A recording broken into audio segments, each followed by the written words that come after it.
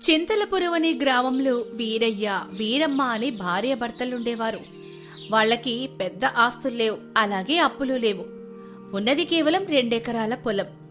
వాళ్ళు రేపటి గురించి ఆలోచించి ఈరోజు ప్రతి రూపాయిని చాలా పొదుపుగా వాడుకుంటూ బ్రతికేవాళ్ళు. ఒకరోజు సాయంత్రం వీరయ్య నిట్టూరుస్తూ, ఈరోజు పొలంలో గడ్డపార పట్టి పనిచేసేటప్పుడు నాకు నడువు నొప్పి వచ్చింది వీరమ్మ. కానీ మనం ఎదగాలంటే ఇలా కష్టపడక తప్పదు కదా అని అలాగే పనిచేశాను. అయ్యో, మీ రోజంతా ఎండలో అంతగా కష్టపడితే నాకు బాధగా అనిపిస్తుంది. కానీ మీరు మీ ఆరోగ్యం కూడా పట్టించుకోండి. అలాగే వీరమ్మ, కానీ మనం ఎదగాలంటే కష్టపడితే చాలదు, కష్టపడి సంపాదించింది పొదుపు చేయాలి కూడా. అవునండి, అందుకే నేను ఈ వారం ఇంటి ఖర్చుకి తెలివిగా ఆలోచించి పోయిన వారం కంటే 50 రూపాయలు తగ్గించాను. చాలా మంచి పని చేసావు వీరమ్మ. ఈరోజు మనం ఖర్చు తగ్గించి దాచుకుంటే రేపు మనకు కష్టం వచ్చినప్పుడు అదే డబ్బు మనల్ని కాపాడుతుంది. వీరమ్మ, నేను ఒక ఆలోచన చేస్తున్నాను. ఏం ఆలోచనండి? మనం ఇలాగే ఇంకొక 2 పంటలు కష్టపడి పండిస్తే మనం ఈ చిన్న ఇల్లు వదిలేసి ఒక కొత్త ఇల్లు కట్టుకోవచ్చు వీరమ్మ. అయ్యబ్బో, కొత్త ఇల్లా? మీరు నిజంగా అంటున్నారా? నిజం కాకపోతే ఇంకేంటి?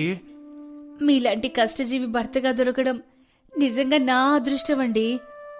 సరేరమ్మా, ఈసారి పంట చాలా బాగా వస్తుంది. పంటమ్మగా వచ్చిన డబ్బుల్ని దాచి కొత్త ఇంటికి పునాదేద్దాం.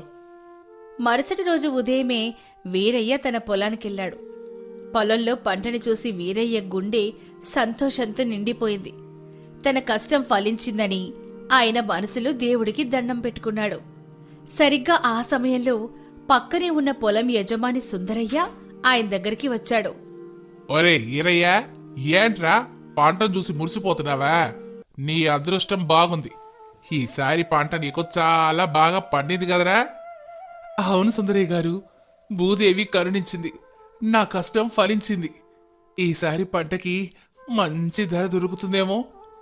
మరి పంట బాగానే పండింది కదా, నాకు అన్నపూర్ణమ్మ భోజనశాలలో ఒక పెద్ద విందు పెట్టించరాదు? నువ్వు సరే అంటే ఈరోజు మధ్యాహ్నం మనిద్దరం వెళ్ళి అక్కడ ఒక పొట్టు పడదాం. అమ్మో, అన్నపూర్ణమ్మ భోజనశాలనా? అక్కడ భోజనానికి ధరలు ఎక్కువ సుందరయ్య గారు. మళ్ళాంటి వాళ్ళు అక్కడ కూర్చొని విందులు చేస్తే పంటకొచ్చిన ధరమంతా పట్టునైపోతుంది. అయినా అవసరం లేని విందులు ఎందుకు చెప్పండి? అయ్యో, నా ఒక్కడికి కొంత భోజనం పెట్టిస్తే ఏం కాదులేరా. అయినా ఎన్నిసార్లు నేను నీ పొలంలో నీళ్లు పట్టలేదు చెప్పు. సుందరయ్య గారు, మీరు నీళ్లు పెట్టారు, దానికి నేను కృతజ్ఞుణ్ణి. దానికి ప్రతిఫలంగా నేను కావాలంటే మీ పొలంలో 2 రోజులు ఉచితంగా పనిచేస్తాను. కానీ అలా అనవసరపు విందులు, దండ ఖర్చులంటే మాత్రం నేను ఒప్పుకోను. పోరా పిసినారి వేదవా, నీతో మాట్లాడవే దండగా. వీరయ్య సుందరయ్య మాటలు పట్టించుకోకుండా అక్కడ్నుంచి వెళ్ళిపోయాడు. ఆ రోజు సాయంత్రం వీరయ్య ఇంటికొచ్చాక తన భార్యతో ఇలా అన్నాడు. ఈరమ్మా, ఈరోజు ఏం జరిగిందో తెలుసా? సుందరయ్య నన్ను అన్నపూర్ణమ్మ భోజనశాలలో విందుకు అడిగాడే, నేను కాదని చెప్పేశాను. అవునా? అతను మీ మీద మళ్ళీ కోపగించుకోడా అండి? కోపగించుకుంటే కోపగించుకోనివే. మనం కష్టపడింది కొత్త ఇల్లు కట్టుకోవడానికి గాని ఇలా ఊరికే జనాలకి ఇందులు పెట్టడానికి కాదుగా. బాగా చేశారండి, మన కష్టం మనకి తెలుసు. రేపు ఉదయమే పంటని షావుకారు కమ్ముతారు. ఆ డబ్బుతో మన కొత్త ఇంటికి పునాదేద్దాం.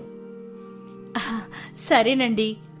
మరుసటి రోజు ఉదయమే వీరయ్య తన పంటని షావుకారు దగ్గర అమ్మాడు. షావుకారు మంచి ధరకే పంట తీసుకొని వీరయ్య చేతిలో నోట్ల కట్టలు పెట్టాడు. ఆ డబ్బుతో సంతోషంగా ఇంటికి బయలుదేరాడు వీరయ్య. వీరయ్య డబ్బు కట్టతో ఇంట్లోకి అడుగు పెట్టాడు. అప్పుడు ఇంట్లో ఆయన దూరపు చుట్టం కాంతమ్మ, ఆయన భర్త వీరేశం కూర్చొనున్నారు. వాళ్ళు వీరయ్య చేతిలో డబ్బులు చూసి ఆశ్చర్యపోయారు. వీరయ్యన్నా, బావున్నావా? నీ చేతిలో బానే ఉందే డబ్బు. అంటే ఈసారి నీకు పంట బాగా పండినట్టుందే. అవును, మీరెప్పుడొచ్చారు? వస్తున్నట్టు ముందుగా ఏమీ సమాచారం ఇవ్వలేదు. ఏముందన్నా, చాలా రోజులైంది కదా నిన్ను చూసి, అందుకే ఒకసారి నేను చూసి వెళ్దామని అనుకున్నాం. పంట వచ్చింది కదా, మాకు మాంసం కూర తీసుకురావచ్చు కదా. అవునవును, ఈరోజు నాటుకోడి మాంసం తినాలంది వీరయ్య. త్వరగా వెళ్ళి మాంసం తెస్తే ఈరమ్మ వండుతుంది. వీరయ్యకి కోపం తన్నుకొస్తోంది. కష్టపడి సంపాదించిన డబ్బును చూసి చుట్టాలు ఇలా మాంసం తెమ్మని అడుగుతూ ఉంటే ఆయనకి గుండె తరుక్కుపోయింది. కాని వీరమ్మ ఆయన దగ్గరకొచ్చి, ఏవండి, అలా కోపంగా మొహం పెట్టకండి. వాళ్ళు రాక రాక వచ్చిన చుట్టాలు, ఏం చేస్తాం? ఈరోజు ఒక్కరోజు మాంసం తీసుకురండి, తర్వాత వాళ్ళు వెళ్ళిపోతారు కదా, కోపడకండి.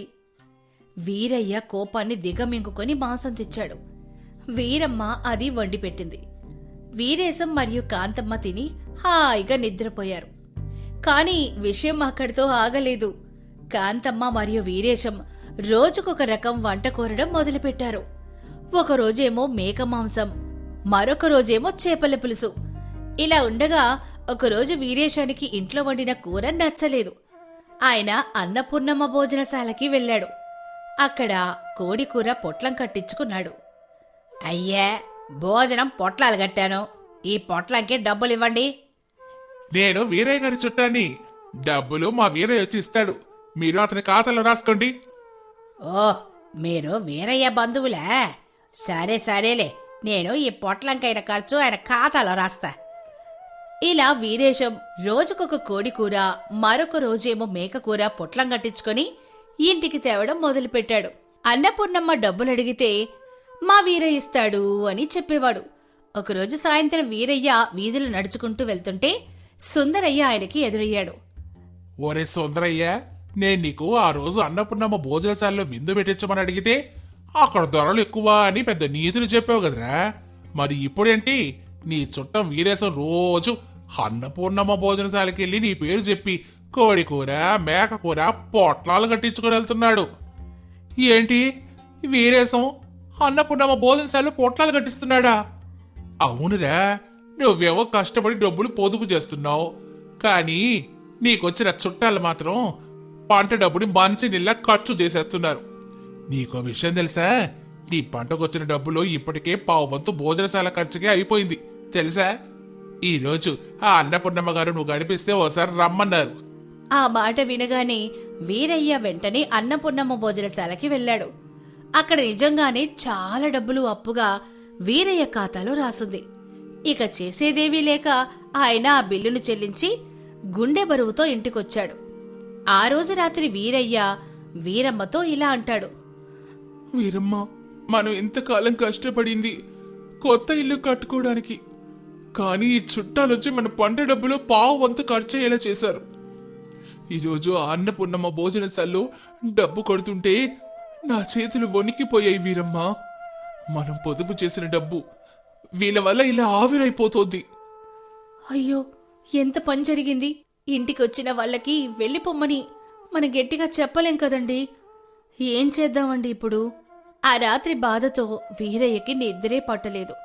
ఇలా ఉండగా మరుసటి రోజు ఒక సంఘటన జరిగింది. గత కొన్ని రోజులుగా రోజు మాంసం తినడం వల్ల వీరేశానికి తీవ్రమైన విరోచనాలు, కడుపు నొప్పి మొదలైంది. వామ్మో, వారు నాయనో, నా కడుపు దేవేస్తోంది. కాంతమ్మ, నాకు విరోచనాలు వాగడం లేదే. అయ్యో వీరయ్య, నన్ను కాపాడు. అయ్యయ్యో, ఏమైపోయిందండి మీకు? వీరయ్యన్నా, త్వరగా రా, మా ఆయనకి ఏమైందో చూడు. వీరయ్య వీరమ్మ వెంటనే వచ్చారు. వీరేశం పరిస్థితి చాలా దారుణంగా ఉంది. వీరయ్య వెంటనే ఊరి వైద్యుడి దగ్గరికెళ్లి ఆయన ఇంటికి తీసుకొచ్చాడు. వైద్యుడు వీరేశాన్ని పరీక్షించి, వీరేశం గారు, మీరు మాంసం, ఘాటైన మసాలాలు తినడం వల్ల కడుపు కకావికలమైంది. త్వరగా మందులు వాడాలి. ఈ మందులకి 500 రూపాయలు ఖర్చు అవుతుంది. అప్పుడు వీరయ్య జేబు నుంచి డబ్బు తీసి, వైద్యుడు గారు, ఈ డబ్బులు తీసుకుని ఆయనకి త్వరగా మందులు ఇవ్వండి. అంతేకాదు మరుసటి రోజంతా వీరయ్య వీరమ్మ ఇద్దరూ వీరేశానికి సేవలు చేస్తారు.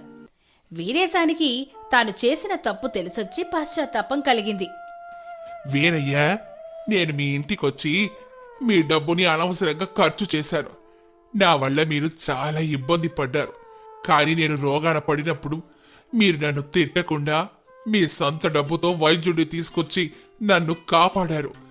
నేను ఎంత పెద్ద తప్పు చేశానో నాకు ఈరోజు అర్థమైంది. అవునన్నయ్య, మమ్మల్ని క్షమించు. మేము మీ పొదుపుని మీ కష్టాన్ని అర్థం చేసుకోలేదు. 2 రోజుల తర్వాత వీరేశం పూర్తిగా కోలుకున్నాడు. ఆయన లేచి, వీరయ్య గారు, మేము ఈరోజు మా ఊరికి వెళ్తాం. మమ్మల్ని ఇంతలా చూసుకున్నందుకు మీకు ధన్యవాదాలు. మీరు చేసిన సేవలు నేను ఎప్పటికీ మర్చిపోలేను. అయ్యోయ్యో వీరేశం గారు, మీరు మా చుట్టాలు. అతిథుల్ని చూసుకోవడం మన ధర్మం. దానికి ధన్యవాదాలెందుకు? అప్పుడు వీరేశం తన సంచి ధనం తీసి, వీరయ్య, నేను నీ పంట డబ్బులో పావంతు ఖర్చు చేశానని నాకు తెలుసు. నేను తప్పు చేశాను. మీరు కొత్త ఇల్లు కట్టుకోవాలని అనుకుంటున్నారు కదా, మీ కొత్త ఇంటి తలుపుల కోసం నా వంతుగా ఈ కొంత డబ్బు ఇస్తున్నాను. ఇది వద్దనకండి. అయ్యో వీరేశం గారు, డబ్బెందుకు ఇస్తున్నారు? నాకు వద్దులేండి. లేదు వీరయ్య గారు, మీరు ఈ డబ్బు తీసుకోవాలి. మీరు కొత్త ఇల్లు కట్టిన తర్వాత మేము మళ్ళీ వస్తాం. కానీ ఈసారి చుట్టాలుగా కాదు, మీ శ్రేయోభిలాషులుగా. వీరయ్య వీరమ్మ ఎంతో సంతోషంగా ఆ డబ్బు తీసుకున్నారు. వీరేశం మరియు కాంతమ్మ వాళ్ళకి దండం పెట్టి సంతోషంగా తమ ఊరికి బయలుదేరారు. వీరయ్య మరియు వీరమ్మ పంట డబ్బుతోటి, వీరేశం ఇచ్చిన డబ్బుతోటి కొత్త ఇంటికి పునాది వేసి అందమైన తలుపులతో గట్టి ఇల్లు కట్టుకున్నారు. మరి ఈ కథ ద్వారా మనం తెలుసుకున్న నీతేంటో తెలుసా? పొదుపు అనేది జీవితానికి చాలా ముఖ్యమైనది. చుట్టాలొచ్చినప్పుడు వాళ్ళని ఆదరించాలి. కానీ కష్టం వచ్చినప్పుడు మానవత్వంతో మనకి సహాయం చేసిన వారికి మనం సహాయం చేయాలి.